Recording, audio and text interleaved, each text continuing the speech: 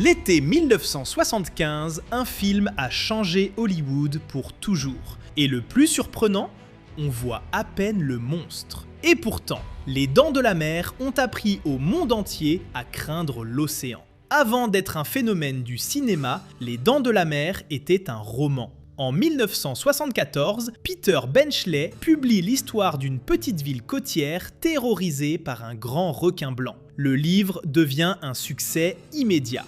Et Hollywood se bat pour les droits. C'est Universal Pictures qui les obtient. Mais porter cette histoire à l'écran va s'avérer extrêmement compliqué. Au départ, le studio voulait un réalisateur expérimenté, un nom rassurant, jusqu'à ce qu'un jeune cinéaste entre en scène, Steven Spielberg. Après le succès de Duel, il souhaite réaliser le film, mais le studio hésite. Confier un projet aussi important à un jeune réalisateur semblait risqué. Tout change lorsqu'un autre candidat, Dick Richards, sabote sa propre chance en parlant du projet comme du film de l'orque tueuse. À partir de là, Spielberg revient sur le devant de la scène, et sa vision convainc Universal. Spielberg lui-même doutait. Il craignait d'être catalogué comme le réalisateur du film de requin. Mais en explorant le récit, il comprend qu'il tient quelque chose de bien plus puissant. Un film sur la peur elle-même.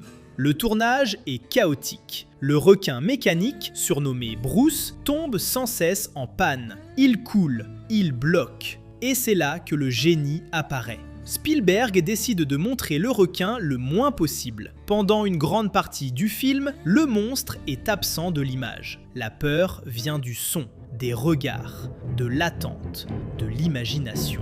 Comme le dira Spielberg, moins on voit le requin, plus on en a peur. Au cœur du film, 3 hommes, 3 façons d'affronter la peur. Brody, l'homme ordinaire, mal à l'aise face à l'océan. Hooper, le scientifique qui croit au savoir et à la technologie. Et Quint, le chasseur, rongé par le traumatisme et l'obsession. Ensemble, ils incarnent la vulnérabilité humaine face à la nature. Aucun n'est un héros classique. L'affrontement final en mer n'est pas une victoire triomphante, c'est une leçon d'humilité. Les Dents de la Mer détruisent l'illusion du contrôle humain. L'impact du film est immense. Il invente le blockbuster moderne et devient le film le plus rentable de son époque. Et la musique de John Williams, 2 notes, devient un signal universel de danger. Mais l'héritage le plus fort du film est émotionnel. Il réveille une peur primitive, celle de comprendre que la nature n'est ni juste ni prévisible. 50 ans plus tard, les Dents de la Mer fonctionnent toujours parce qu'ils parlent à notre instinct.